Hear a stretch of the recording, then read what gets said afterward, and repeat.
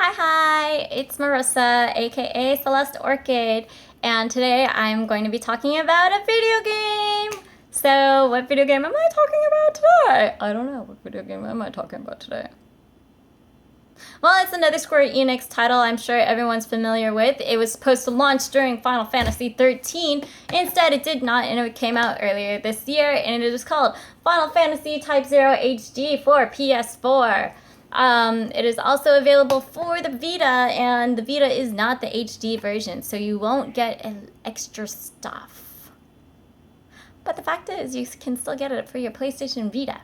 So, this is actually a very interesting game. I, at first, did not like it until I got 30 hours in. That is when the story actually started progressing. I did a little bit of grinding, so I guess maybe 20 to 30 hours in for a good gameplay for it to get interesting kind of sucks. I expect it to be interesting within the first 10 to 20 hours. But I mean, I got a lot of trophies anyway. So anyways, this game revolves around the Orients. That is the land that you go on. And it's about this empire trying to take over the land. And that's what you think. And so they start taking over this land because there's 4 different crystals. The Orients has the white tiger crystal. They actually nuke a black turtle crystal. And then the blue dragon crystal is just like, yo, we're gonna do whatever the fuck we want. And then you, this tiny little place that just got invaded, that's where the story starts.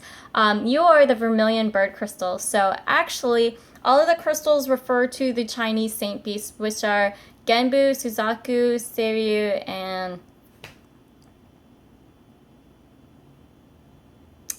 Byakko. Jesus Christ, that took me forever. So yeah, if I said any of this wrong, feel free to correct me in the comments down below.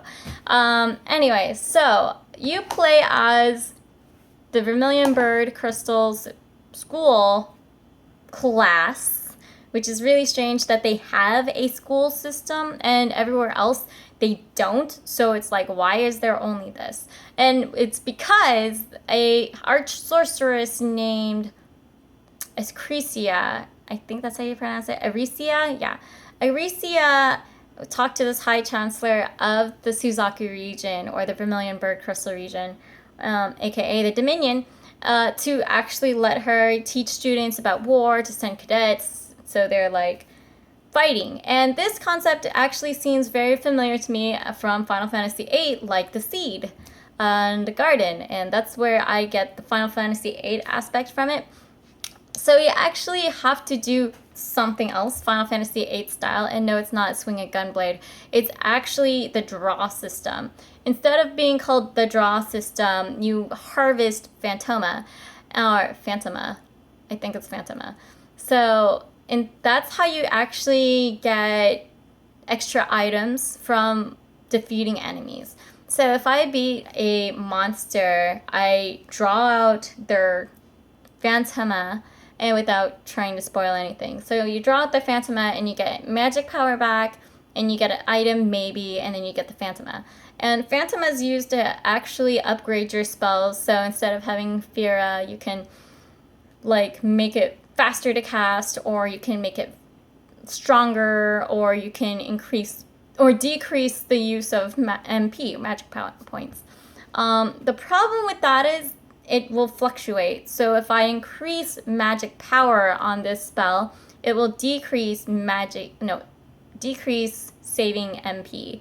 So what used to be 80 MP now became 90 MP, whereas my attack power for it would have been like, let's say 88 to like 102. It's really unbalanced in that retrospect, so I think it's really strange. And that does for every single spell. You're able to get different spells by completing different missions. It's pretty okay, I think. You are able to play as all these characters on the back. So all these 12 characters. Their names are Ace, Deuce, Trey, Sync, Cater, 6, 7, 8, 9, Jack, Queen, King. I thought that was really neat and innovative. I thought they were going to do the whole card set. You do get 2 additional characters named Rem and Machina. surprise, Makina's a boy, Rem is a girl. I thought the other way around when I first got it, so that's not it. So the story progresses. But anyways, I definitely like the fighting system. It took me a little bit to get a hold of. Like, there's something called a kill sight, and that instant kills someone when you lock onto them and it turns red, and then you just hit them, and then they die instantly, and you can grab their Phantoma and then run away. There are different types of kill sights. There's ones that turn yellow. I forgot what they're called, but say that they have like 10 HP bars, and it's like different level layers. You can hit them with the kill sight thing and diminish like 1/2 of the bar, so it's really cool. There is a chocobo breeding system in this game. I thought that was really fun. I freaked out when I found out the Swiftwind chocobo, and I mean, anyone will know that Final Fantasies have different chocobos, but this chocobo is a purple chocobo, and that song is really awesome. You get a chocobo song with every Final Fantasy you play, so it's true. Unfortunately, in Bravely Default, you didn't. Okay, so anyways, back to Type 0. I'm actually really unimpressed with the cutscenes that we have in the game. I feel like they could have done more with the animation. I'm very upset about it, considering how well like Final Fantasy X was, and that's previous generation as opposed to what we have now. Well, that's 2 generations ago. Jesus Christ. So yeah, that was pretty upsetting. The ending cinematics and other cutscenes that have good RPG like value to watch were pretty high quality. Even the ones that you had to special unlock, because this is the HD version, it was really great. I have to say that there were so many parts that actually moved me, and it made me almost cry. My boyfriend almost made fun of me. No. He definitely made fun of me. Yeah, that happened. So that's okay. Overall, I have to say, for easiness and for people to understand it, Final Fantasy Type 0 HD, or just Type 0, you want to become Agito, and, you know, that's really interesting. That's cool. So it kind of reminds me of Final Fantasy X. Why am I referencing every freaking Final Fantasy? Okay. So in Final Fantasy X, you want to get all the Aeons and save the world and whatever Yuna becomes. I totally forgot, but she goes on a pilgrimage instead. No, that's okay. I don't know where I was going with that. But you have Kingdom Hearts style gameplay where you play as one main character, and then you have 2 backup characters. You have a list set of commands, and then you can change them out in a menu so that you can do different types of fire attacks and equipments. Unfortunately, you can't equip more than 2 items and a weapon, which I guess that's okay. I don't know. It plays like Final Fantasy VIII with the draw system, and the summoning system is a little strange to me. You actually have to sacrifice your character to summon an Eidolon, or a summon. And as much as I like the summons, I never summoned anyone. I don't sacrifice any of my preciouses, so I didn't. Story-wise, it definitely seemed more military-based, and I think that's what they were going for. It was really interesting to see what they were going for.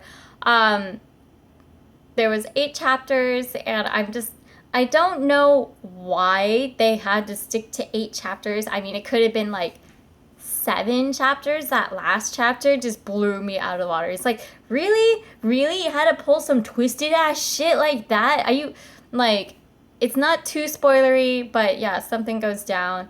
And I mean, once you get past chapter 7 and you're trying to go home, quote unquote, to academia, I mean, that's where you live, so don't worry about it. That's not a spoiler.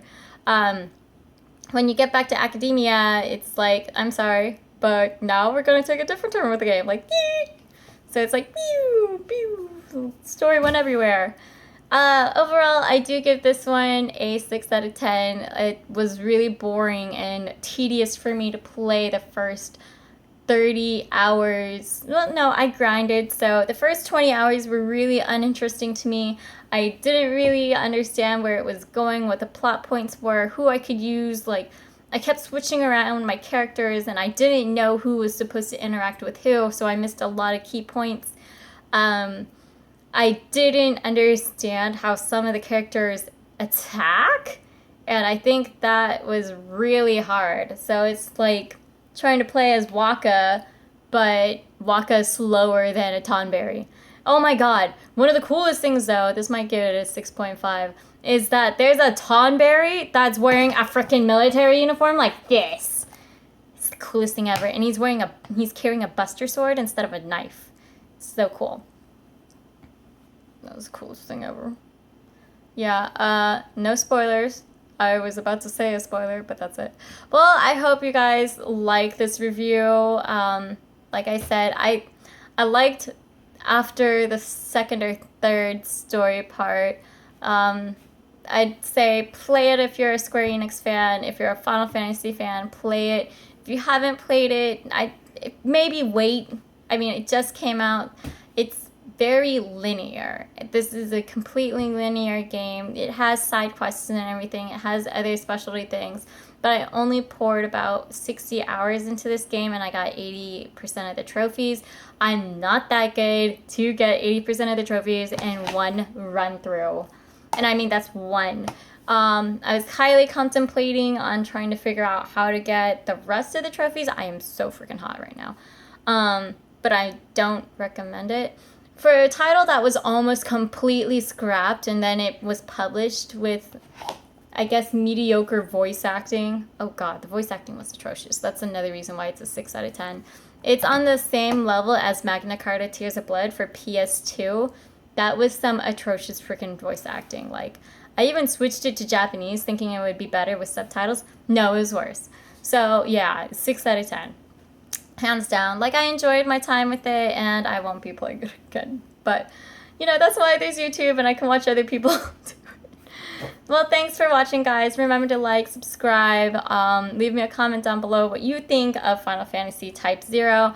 I obviously thought it was an okay game. Like, they just slapped Final Fantasy on it and just gave it a name. I honestly wish if they had given it a different title. Let's see, what kind of title could I have given it? Blood of My Land. Like, I think that would have been something different as opposed to slapping Final Fantasy on it, because it should not have been Final Fantasy. It really is part of the line, and I understand that it was supposed to be launched with Final Fantasy 13 and 13 Versus, aka Final Fantasy 15. Notice that game's taking a long time to come out. And the more expansive the game is, of course, the longer the game has to be tested, but whatever. So yeah, go out and play this game. Let me know if you liked it in a comment below. Let me know in a video and I will watch it. If you have anything that you want to say back, make sure to let me know. Remember, like this video if you watched it, leave me a comment down below, and share the love.